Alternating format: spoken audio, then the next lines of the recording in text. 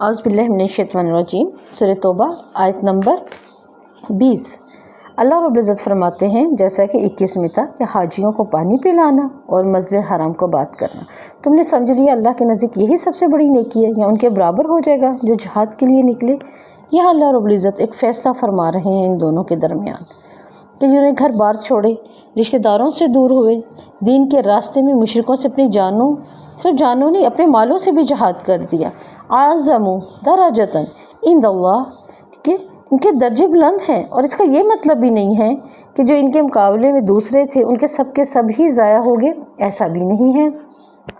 جیسا کہ اللہ رب العزت سورہ صف میں کہتے ہیں یا ایھا الذین آمنوا هل ادلکم علی تجارۃ تنجیکم من عذاب علیم، کیا میں تمہاری رہنمائی نہ کروں جو تمہیں دردناک عذاب سے بچا لے۔ اللہ اور اس کے رسول پر ایمان لاؤ، اللہ کے راستے میں اپنے مالوں سے اپنی جانوں سے جہاد کرو، کہ کیا میں ایک ایسی تجارت کی طرف نہ تمہیں لے جاؤں، اور وہ یہی تجارت ہے۔ تو اللہ تعالیٰ یہاں پہ رہنمائی کر رہے ہیں، یہی اللہ کو مطلوب ہے۔ جیسے کہ آپ صلی اللہ علیہ وسلم نے فرمایا اللہ تعالیٰ کی راہ میں ایک صبح یا ایک شام چلنا یا گزارنا اپنے علم کو سیکھنے یا سکھانے کے لیے، دنیا اور اس میں جو کچھ ہے، کیا کچھ نہیں ہے دنیا میں، جو کچھ ہے وہ اس سب سے بہتر اس کے حق میں لکھ دیا جاتا ہے۔ ابو ہریرہ کہتے ہیں رضی اللہ عنہ، آپ صلی اللہ علیہ وسلم نے فرمایا اللہ کے راستے میں جہاد کرنے کے برابر کوئی عبادت ہے ہی نہیں۔ آپ نے فرمایا تم اس عبادت کرنے کی استطاعت تو رکھتے نہیں ہو۔ تو ابو ہریرہ کہتے ہیں کہ یہ سوال آپ کے سامنے 2 یا 3 مرتبہ کیا، اس کے جواب میں یہی ہمیں ملا، تم اس کی استطاعت نہیں رکھتے۔ اور تیسری مرتبہ فرمایا اللہ کے راستے میں جہاد کرنے والا جہاد سے واپسی تک اس شخص کی طرح ہے جو روزہ دار، قیام کرنے والا اور اللہ کی آیات پر عمل کرنے والا اور روزہ و نماز سے تھکنے والا ہی نہیں ہے، یعنی مسلسل یہ عمل بہترین کرنے والا ہے یہ انسان۔ اسی طرح ابو ذر رضی اللہ کہتے ہیں میں نے عرض کی یا رسول اللہ صلی اللہ علیہ وسلم کون سا عمل افضل ہے؟ آپ نے فرمایا اللہ پر ایمان لانا، پھر اس کی راہ میں جہاد کرنا۔ دونوں معاملے ہی اللہ ہی کے لیے ہیں، دونوں ہی معاملے۔ تو اسی طرح اللہ رب العزت ہمیں یہاں پر یہی بتانا چاہ رہے ہیں وَأُولَٰئِکَ هُمُ الْفَائِزُونَ، ایسے ہیں فائز، جو کامیاب ترین لوگ ہیں وہ کون ہیں؟ اللہ کی راہ میں اپنے مال اور جان سے جہاد کرنے والے۔ آیت نمبر 21 سورہ توبہ، یبشرہم ربہم برحمت من، رحمت کیا ہے یہاں پر؟ جنت، نعیم مادی نعمتوں کو بھی کہتے ہیں کہ مقیم دائمی۔ اللہ رب العزت فرماتے ہیں کہ اللہ تعالیٰ نے دنیا میں انہیں خوشخبری دی کہ ان پر اللہ کی جانب سے رحمت ہوگی، اس کا لطف کرم، احسان، محبت جس کی وجہ سے ان برائیوں سے وہ لوگ دور رہیں گے، انہیں نیکی کے راستے پر یہ اللہ کی رحمت مدد کرے گی چلنے میں، اور انہیں نفع مند علم اور عمل صالحہ کی بھی توفیق اللہ ہی کی اس رحمت کی وجہ سے ملے گی کہ وہ اللہ کی راہ میں لگاتے ہیں اپنا آپ، ٹھیک ہے۔ اور کیا ہے؟ وَرِضْوَانٍ وَجَنَّاتٍ لَهُمْ فِيهَا نَعِيمٌ، کہ نعیم و مقیم اللہ تعالیٰ نے رضوان یعنی اپنی رضا کی خوشخبری بھی دے دی اس آیت میں۔ رضوان اللہ تعالیٰ کی بہت سب سے بڑی نعمت ہے، اللہ کا راضی ہو جانا، رضوان اللہ ہو جانا اپنے بندے کے لیے۔ جنت میں اللہ تعالیٰ رضی مندی کا اعلان کرے گا، پھر کبھی وہ ناراضی نہیں ہوگا۔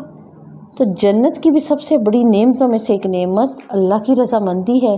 اسی طرح آیت نمبر 22 میں اللہ تعالیٰ کہتے ہیں خالدین فیہا ابدا اللہم اجعلنا منہم، وہ ہمیشہ ہی اس میں رہیں گے۔ کیوں؟ کیا بات ہوئی؟ اس لیے ان اللہ عندہ اجر عظیم، تو معلوم ہوا اللہ کے ہاں ان کے لیے بہت بڑا اجر ہے۔ کیا مطلب؟ کیا اجر ہے؟ سعد بن جبیر رضی اللہ کہتے ہیں اجر عظیم جنت میں وافر جزا ہے ان کے لیے۔ سبحان اللہ، جنت خود بہت بڑی جزا ہے، لیکن جنت میں بھی عظیم اور بہت ہی وافر جزا کا ہونا، اجر عظیم اللہ کا فضل ہے۔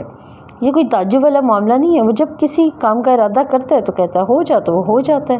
آیت نمبر 23 میں اللہ تعالیٰ کہتے ہیں یا ایھا الذین آمنوا لا تتخذوا آباءکم واخوانکم اولیاء ان استحبوا الکفر علی الایمان، اے ایمان والو، اللہ اور اس کے رسول کے تقاضوں کو پورا کرنے والو، کیا کرو؟ اللہ رب العزت نے حکم دیا ہے جب قریبی رشتہ داروں کو کفر عزیز ہو تو ان کی نظروں میں ایمان کی کوئی قدر و قیمت نہ ہو، اور وہ دلی رغبت اور خوشی سے ایمان پر کفر کو ترجیح دیں، تو پھر انہیں اپنا رفیق نہ بناؤ۔ وَمَن يَتَوَلَّهُم مِّنكُمْ فَأُولَٰئِكَ هُمُ الظَّالِمُونَ، ابن عباس رضی اللہ کا کہنا ہے وہ انہی جیسا مشرک ہے، کیونکہ جو شرک پر راضی ہے وہ بھی مشرک ہے۔ تو یہاں اللہ رب العزت جو ہمیں سمجھانا چاہ رہے ہیں اس آیت میں وہ کیا ہے؟ صحیح معنوں میں جو محبت ہے وہ اللہ اور اس کے رسول کی ہے۔ اللہ اور اس کے رسول کی محبت اور شریعت اور پاک عقیدے سے اوپر کسی کی مرضی نہیں چل سکتی۔ سورہ توبہ کی آیت نمبر 24 میں اللہ رب العزت فرماتے ہیں قل کہہ دیجئے ان کان آباؤکم و ابناؤکم و اخوانکم و ازواجکم و عشیرتکم اموال۔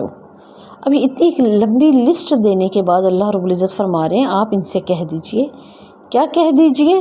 اگر تمہارے باپ اس حکم میں مائیں اور ابا بھی آتے ہیں، اولاد اپنے ماں باپ سے محبت رکھتی ہے، وہ اپنے ماں باپ سے کچھ جسمانی اخلاقی خصوصیات اور طبیعت اور مزاج ورثے میں پاتے ہیں، تو اہل عرب اپنے میلوں ٹھیلوں میں آبا پر فخر کرتے تھے، جیسا کہ ہم پہلے پڑھ کر آئے ہوئے ہیں سورہ بقرہ کی آیت نمبر 200 میں فَإِذَا قَضَيْتُم مَنَاسِكَكُمْ فَاذْكُرُوا اللَّهَ كَذِكْرِكُمْ آبَاءَكُمْ او اشد ذکرہ۔ پھر جب تم اپنے حج کے اعمال پورے کر چکو تو اللہ تعالیٰ کو یاد کرو اپنے آباء و اجداد کو یاد کرنے کی طرح، یا اللہ کو اس سے بھی زیادہ، ٹھیک ہے، یقیناً اللہ کو اس سے زیادہ ہی۔ تو اللہ تعالیٰ اسی بات کو بتا رہے ہیں ابناؤکم، تمہارے بیٹے یعنی نسبی بیٹے آبا کی، اور اپنے ابنا یعنی بیٹوں اور دیگر اولاد سے ایک فطرتی محبت ہوتی ہے۔ یہ محبت بیٹے کی محبت سے جو ہے وہ زیادہ شدید ہوتی ہے۔ کتنی ہی چیزوں میں والدین اپنی اولاد کو اپنے اوپر ترجیح دیتے ہیں، بچوں کے مستقبل کے لیے وہ کیسی صحبتیں بھی برداشت کرتے ہیں تعلیم تربیت کے لیے۔ تو یہاں پر اللہ رب العزت یہی بات کر رہے ہیں وہ اخوانکم، اور تمہارے بھائی، بھائیوں سے بھی مراد نسبی بھائی ہیں، یہ محبت باہمی تعاون اور محبت کا تقاضا کرتی ہے۔ ازواجکم، زوجین کی باہمی محبت کے بارے میں اللہ تعالیٰ یہاں بات کریں۔ وعشیرتکم، اور خاندان کے دیگر عمومی رشتہ دار جیسے چچا ہیں، دور کے چچا ہیں، ان کی اولادیں ہیں، یہ سب بھی تعاون اور محبت کا تقاضا کرتے ہیں رشتے۔ تو یہاں اللہ تعالیٰ کہہ رہے ہیں اور وہ مال جو تم نے کمائے، وہ اموال نقترفتموها، جس کے حصول میں مشقتیں برداشت کی ہوں۔ کمائے ہوئے مال کا خاص طور پر اس لیے یہاں ذکر کیا گیا ہے کیونکہ اصحاب اموال کے نزدیک مرغوب ترین مال ہوتا ہے، اور انہیں اس مال کی نسبت جو انہیں بغیر کسی محنت اور مشقت کے حاصل ہوتا ہے زیادہ محبوب مرغوب ہوتا ہے۔ تو جو کمایا ہے تم نے وہ ورثے میں ملنے والے مال سے زیادہ محبوب ہوتا ہے جو کمایا ہوا ہوتا ہے۔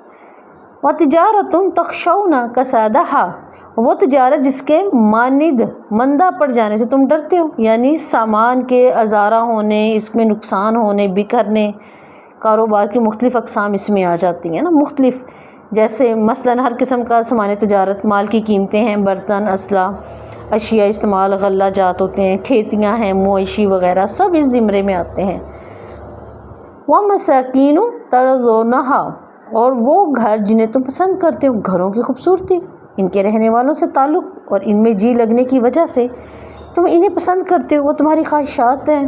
اللہ انسان کی یہاں خواہشات کو بہت ترجیح دے کے سامنے لے کر آ رہے ہیں۔ وَجِہَادِهِ فِي سَبِيلِهِ، اور اس کی راہ میں جہاد، یعنی جو اس کے دین کی سربلندی کے لیے راستہ ہے۔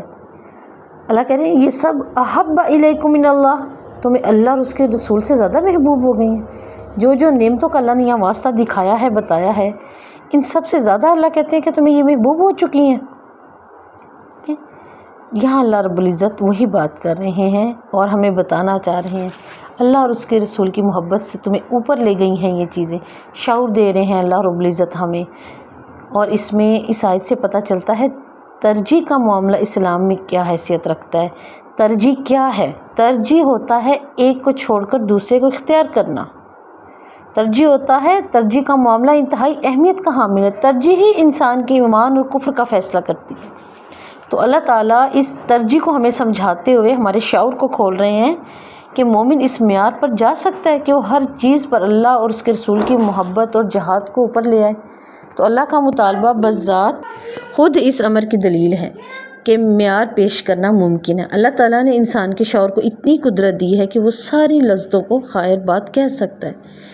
انسان کے اندر اتنی طاقت ہے کہ وہ اللہ کی خاطر کچھ بھی چھوڑ سکتا ہے، تبھی تو اللہ شعور دے رہے ہیں۔ اگر انسان کے بس میں نہ ہوتا تو اللہ تعالیٰ یہ چیز بھی نہ ہمارے سامنے رکھتے۔ پھر اس آیت میں سے ایک اور سوال پیدا ہوتا ہے، ایک مومن کب رشتوں اور محبت اور لذتوں سے فائدہ اٹھاتا ہے؟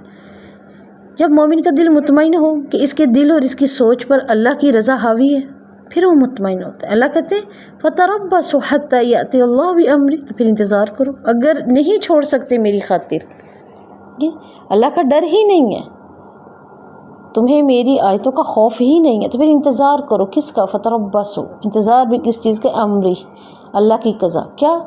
عطاب اللہ کا، اللہ کا غصہ۔ امر یہاں مراد ڈراوا ہے، اللہ کا ڈر۔